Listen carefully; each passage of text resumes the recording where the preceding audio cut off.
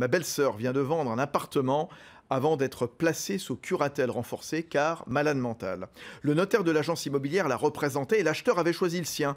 Cette vente peut-elle être contestée ? Bon, attendez, il y a plusieurs questions, j'ai l'impression que Nathalie Cousigo-Suas. Bon, déjà, est-ce qu'on peut vendre un bien en état de faiblesse ? Alors, bien sûr que non. Bon.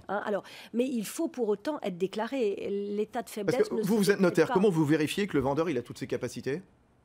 Eh ben, on essaye de voir la personne. Donc, manifestement, peut-être que cette personne ne s'est pas déplacée chez le notaire.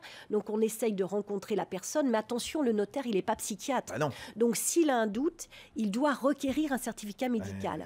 Il faut avoir le doute. Et le fait qu'il y ait eu le notaire de l'agence ne signifie pas que le notaire était inféodé à l'agence. Ah oui, ça c'est aussi l'autre question aussi. Hein. On va repréciser, comme on le fait régulièrement dans ce club du droit sur BFM Business, un notaire, c'est pas comme un avocat, il ne défend pas une partie. Hein. Voilà. Il peut y en avoir qu'un qui jouerait, finalement, il est là pour appliquer le droit, pour conseiller. Le rôle d'un avocat, et c'est tout à fait à son honneur, c'est de trouver les arguments pour défendre son client. Voilà. Le rôle du notaire, c'est...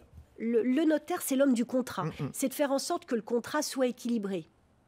C'est quoi la curatelle renforcée qui en décide? Parce que là, ce qu'elle précise dans une deuxième partie de question, elle dit, voilà, ça avait été demandé par son banquier. La procédure, elle est initiée par qui? Alors, elle est initiée par toute personne qui y a intérêt. Alors, la curatelle renforcée, c'est une mesure de protection qui fait que la personne ne va pas pouvoir agir sans l'accord de son curataire. Donc, alors, tout n'est pas perdu pour notre ami.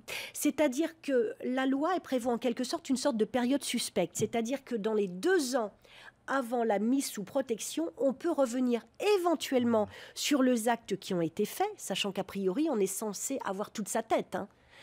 On peut revenir dans les 2 ans auparavant sur les actes qui ont été faits. Alors, soit en demandant ce qui s'appelle la réduction. Par exemple, on considère que le contrat est déséquilibré, on demande à ce qu'il soit remanié, ou carrément l'annulation, mais pour autant que ça crée un préjudice à la personne vulnérable.